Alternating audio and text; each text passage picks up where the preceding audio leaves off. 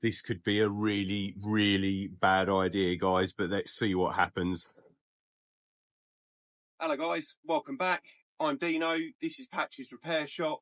Weather in the UK is terrible today. I can see the tripod blowing around as we speak. What we're going to do today is crack on with the Triumph 675 rebuild. We're going to get the new screen on, so that's arrived. Hopefully it's the right one this time. Got new rubbers for the mirrors, got new captive nuts for the screen. Going to attempt a couple of things that you guys suggested in the previous video regarding getting the masking tape that's been on the tank too long off. So we're going to try that. Going to change the bent gear lever and hopefully get the rear wheel out and start cleaning up all the rear ends. So let's crack on, guys.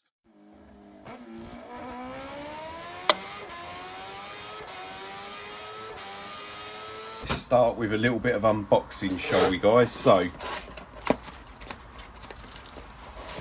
let's have a look here. Here we've got what I always used to refer to it as a caramel wheel. They used to smell a lot better than what this one does, is what I remember. But we're going to give this a go to get the masking tape off the tank in a second. So that goes on there and that goes on my drill. In here we've got some, what have we got in here? Yeah, so in here we've got a packet of new rubber captive nuts.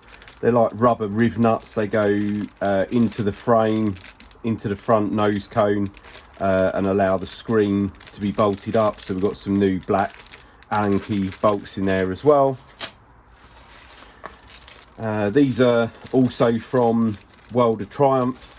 So these are the rubbers that go on the bracket between the fairing and then the mirror bolts on through those. So we was missing one of those, so they weren't, they're pennies to buy. So 2 new ones of those. Treat yourself. We got the new front screen, which as you can see I haven't undone it yet. It could also be wrong. The last one we bought, if you watch the previous video, is the wrong screen. So let's have a look here. Yeah, this one looks a lot better. I don't know if that is a heavy black tint that you got. I can't really see through that, not that it really matters, but yeah, let's see if a black screen is going to be the right thing here on a black bike or whether it's going to look too much. So when it's fitted, you guys let me know. This could be a really, really bad idea, guys, but let's see what happens.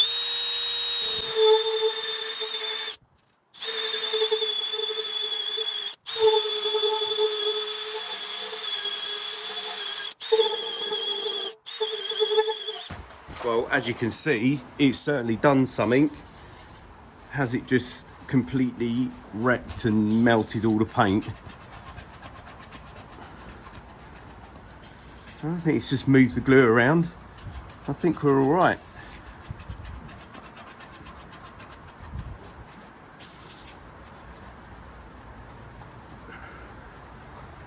Well, that made very light work of it, guys. I'm just going to hit it with a bit of compound. There's a couple of little marks in there.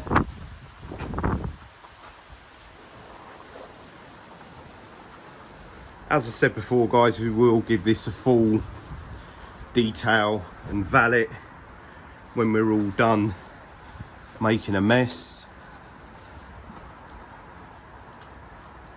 But while we're here, guys, and we're giving this a polish, massive thanks to everybody who's been watching the videos and subscribing over the past couple of weeks. We have got a target to hit 1,000 subscribers by 31st of December 2024. We're in October now.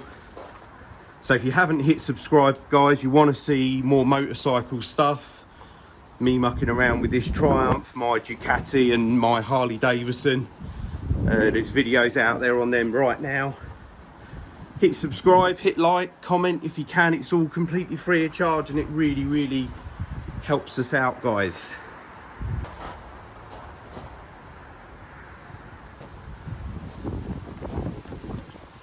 That's not a good look, is it? Oh, that's an even worse look.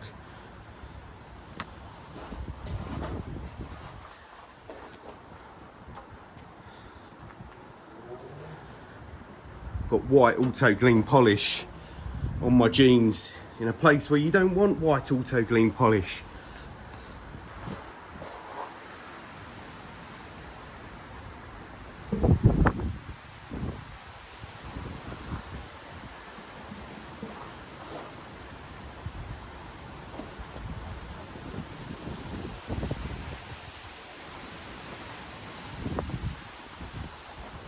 That's looking a million times better. It could do with a machine polish, but that's been bugging me.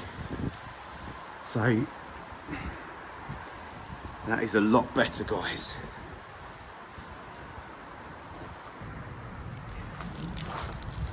Right, so let's start by getting these new rubbers in. You can see we've got one here already.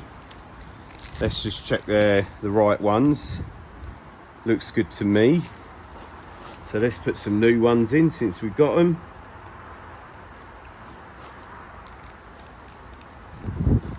So we've got one in there.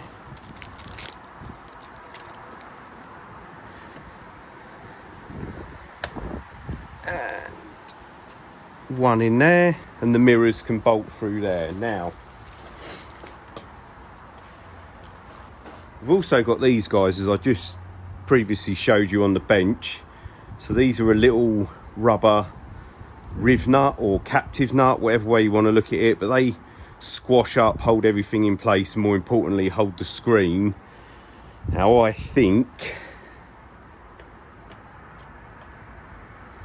that these go, yeah, so these go basically here, and I might be able to get these top ones, but I'm definitely not going to be able to get these ones. Oh, I might be able to.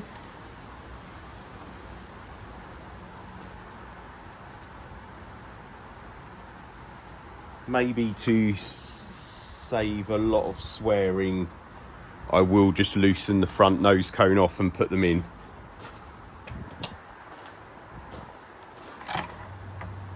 That was easy.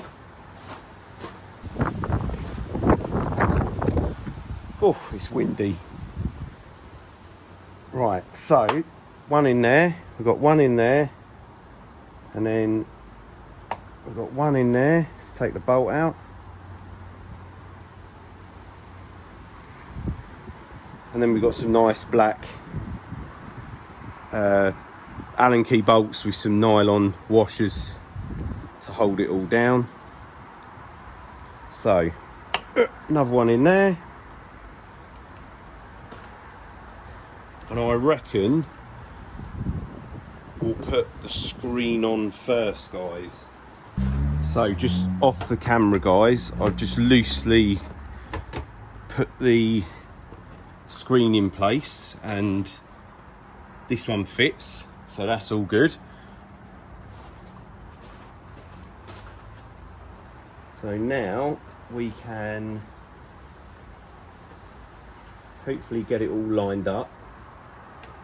This is a non-OEM front nose cone. Let's see if we can get these to where they need to be now. Okay, these black Allen key screws could do with being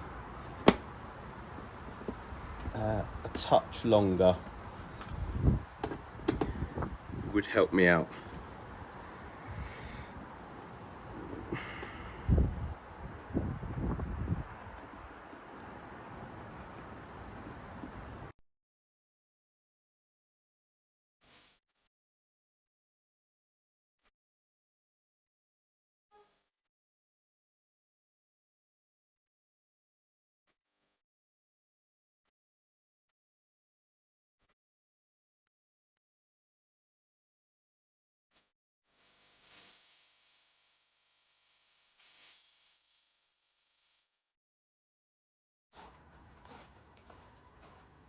So mirrors now, they're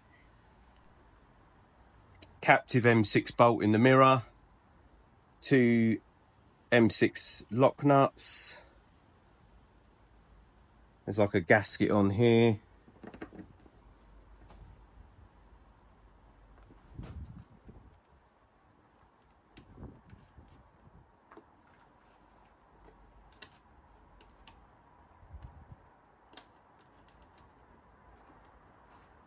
So, one.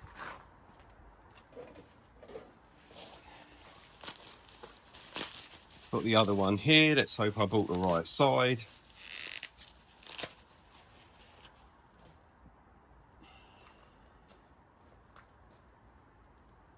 I did. And it's got the nuts on it. Happy days. Gaskets there.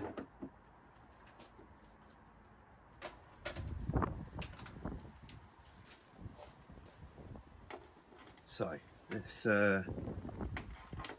nip these mirrors up. Just about to start raining. I've already got the stove on in the garage, so it's nice and warm in there.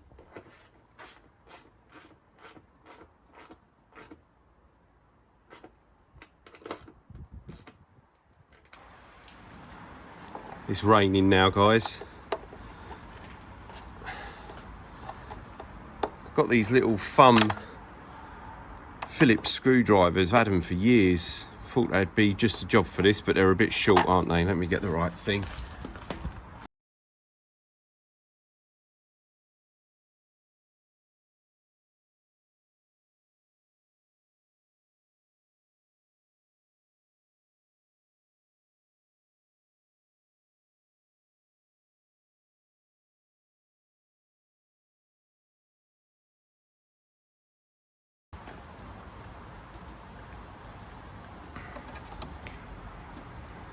Is that bulb on there? I thought the bulb was bolted in then.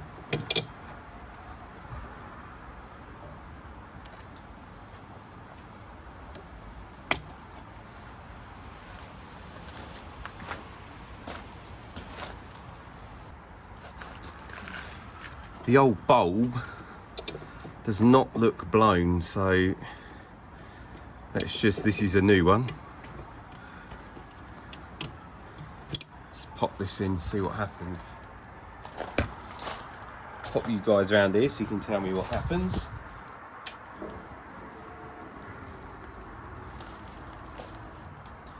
Main beam, no dip beam. I'm assuming these are meant to have 2 dip beams on the front. Got 2 side lights.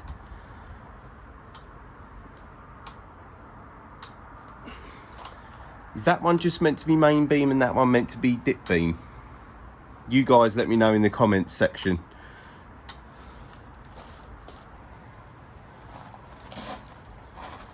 So next job, guys, is got the rear wheel off of the ground. Let me just put a bit more weight on the front because that moved for some reason. Really need to sort myself out a better bike lift, so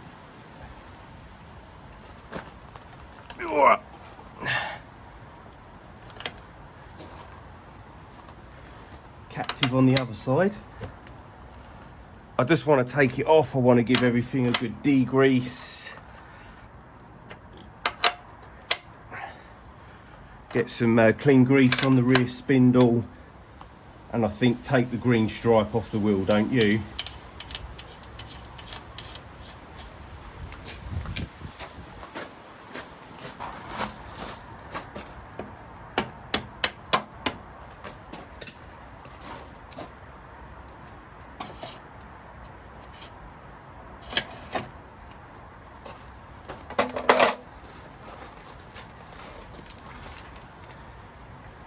Ugh. Chain's a bit crusty.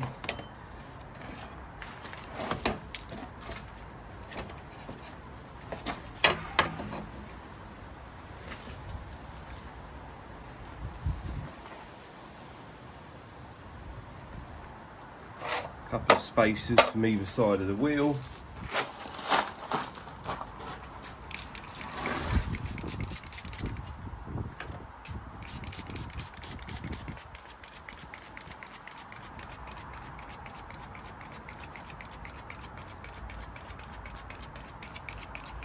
Now the spray bottle's given up.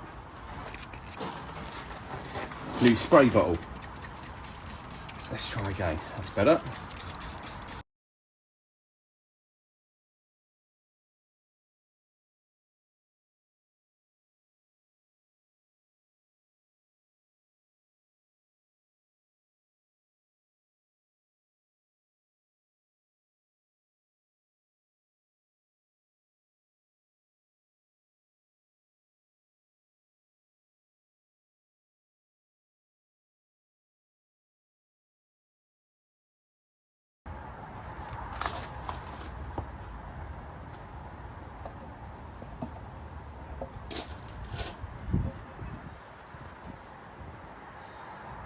Yuck. Can feel the chain lube on it. That is the cush drive.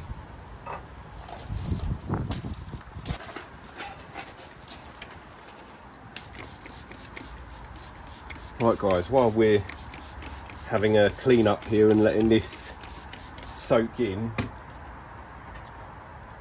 let's explain this if you haven't seen one before maybe, or you're more of an off-roader. This is a cush drive and they're just rubber blocks and they fit in here, and basically what you could say is that this is the inner part of the cush drive hub, and bolted to the socket is the outer part of the cush drive hub, and the rubber sits between the two. The reason that we have a cush drive is to eliminate the forces that you put onto the drivetrain as you accelerate and brake or change gear, anything like that, okay? Because if you don't have that, what you're going to have is excessive fatigue on all the metal drivetrain components. So you put a cush drive in there to, as it says on the tin, cushion it, okay? Not all bikes have a cush drive, so if you've got a motocross bike or an endurance bike maybe, or something like that, then a lot of those don't have a cush drive. A, because they need to make it lighter, and B, because the rear wheel is going to slip in the mud anyway, and that will take the forces that you get from the engine pulses as you accelerate.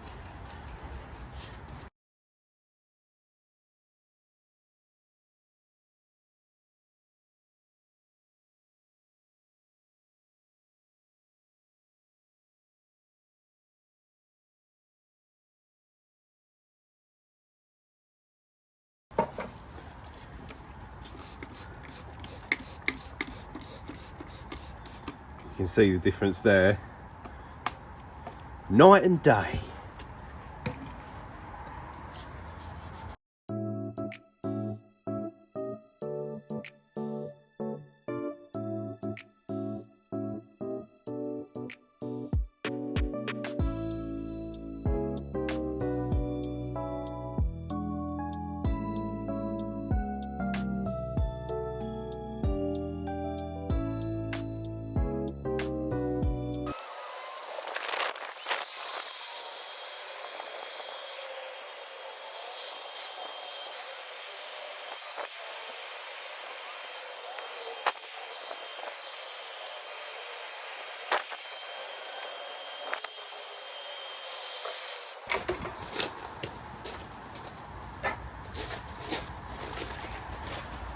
Right, it's starting to rain guys, so I'm going to get this cleaned up, get it back on. I suppose we'll do some editing then.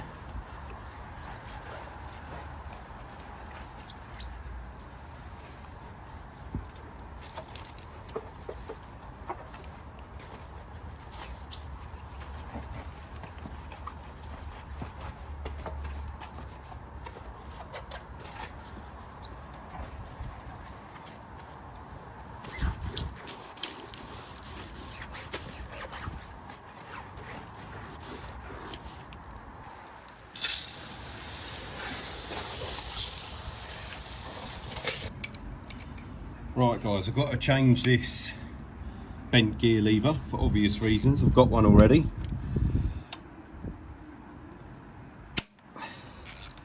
It's still raining, but it's eased off a little bit, and we can't leave it outside like this, so we might as well crack on. I've given all under here a good scrub with a sponge and a jet wash off, just off the camera.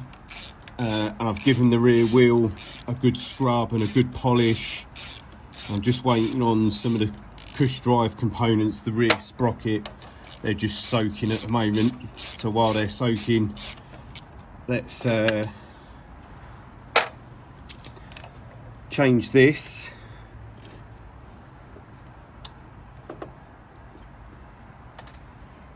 Little spring on there, and then a little joint there. So that's obviously bent.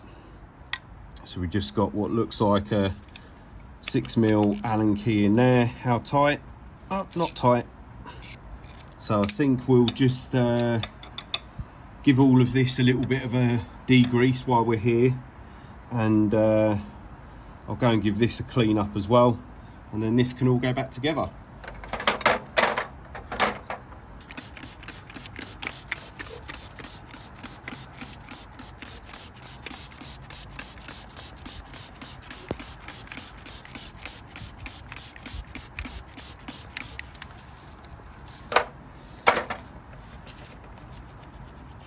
Best mate's toothbrush always works wonders.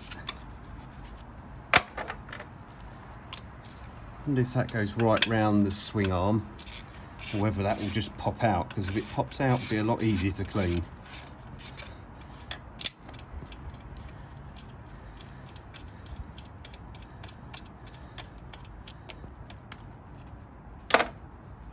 Oh, look at that. Now we can give it a good clean.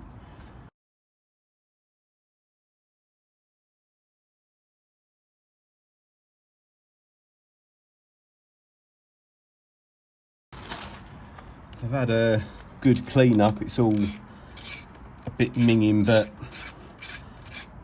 we're probably going to end up with a new chain and sprocket, so it will all be coming off again, but it's a lot better for the minute anyway.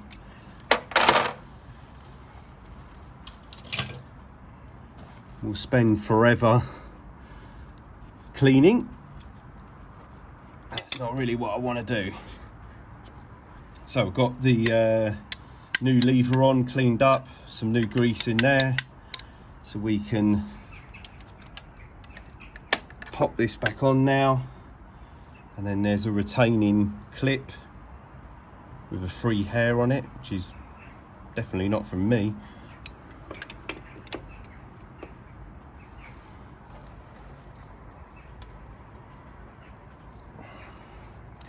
What that does is, let me see if I can show you guys better. If you can see the clip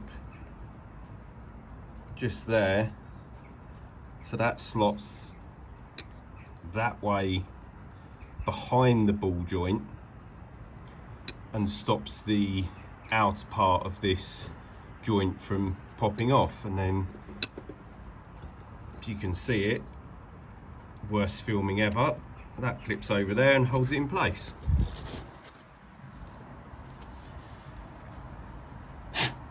So with that back on, we can put the 6mm Allen key bolts back in.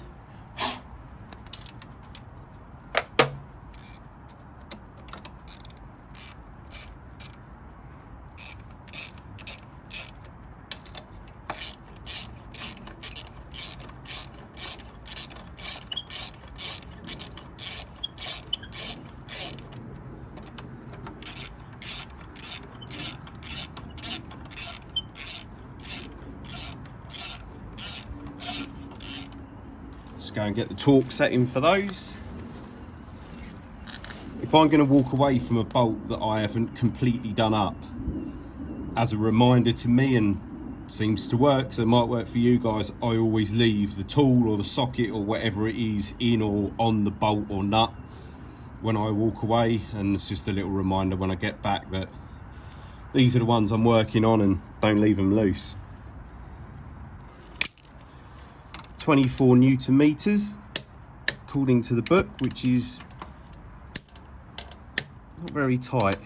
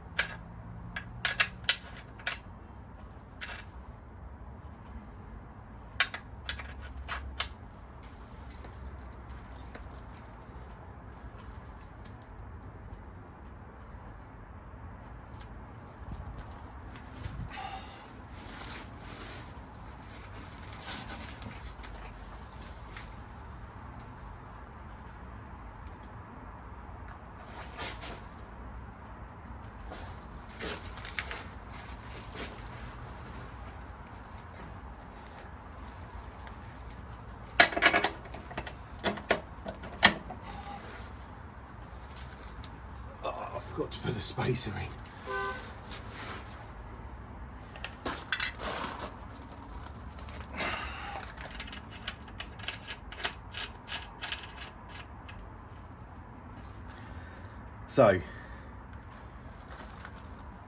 So guys, I have greased the spindle up. It's always a trickier job than what I'd like it to be honest, but it's done. So I've greased the spindle up, the spacers are in, rear calipers on round the other side. Yeah, all good. Let's torque it up. We won't be torquing it up because the space around the other side, the aluminium block, this one on the other side, is round the wrong way.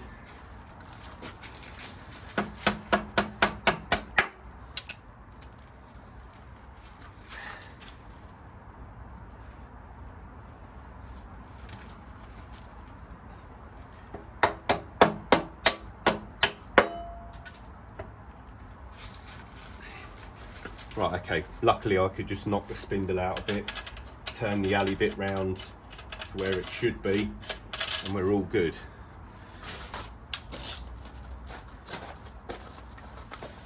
£110 Nm, or 4 dugger, whatever occurs first.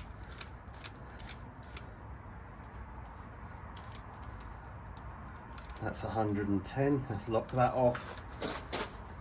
Make sure we're against the adjusters. We are.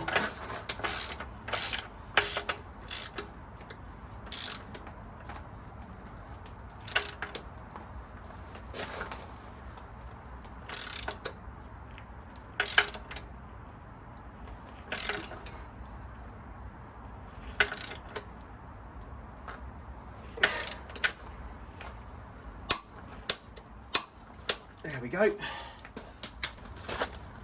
So that's the rear wheel back on, guys. I reckon we'll be changing the chain and sprocket before you know it.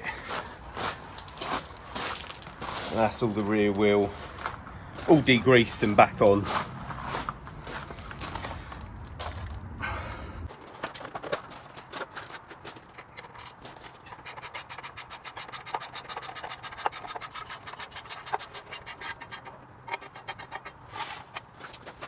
That's it for this week, guys. Thank you for watching. We've got the bent gear lever done, we've got the screen on, the nose cone on, we've got the rear wheel off and all cleaned up, and the rear spindle re-greased and everything, and some of those nasty green stickers off the back wheel. So yeah, productive day. If you've made it this far, guys, thank you very much for watching. Hit subscribe, hit like, drop us a comment, and I will see you next week where we will do the front fairing, and we'll get the front wheel off and we'll get the stickers off the front wheel, and we'll give that wheel a clean up and everything as well. Cheers, guys.